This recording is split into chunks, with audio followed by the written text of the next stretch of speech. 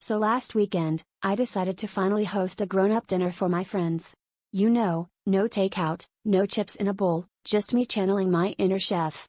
I figured homemade pizza would be a safe bet. Everyone loves pizza and, honestly, how hard can it be?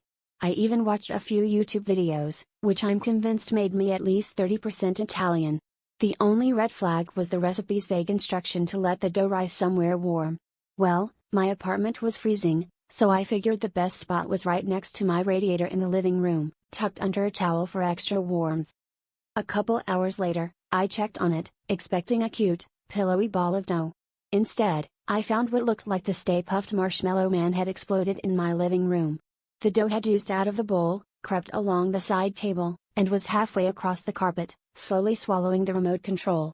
I tried to scoop it up, but it was like wrestling a giant, sticky amoeba.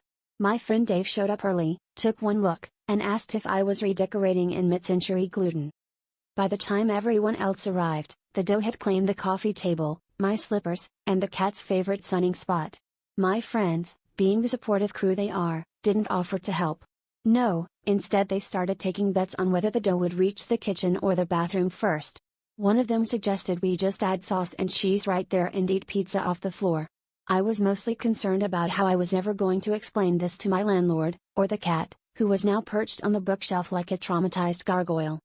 In the end, I didn't just serve homemade pizza, I accidentally installed wall-to-wall carpets.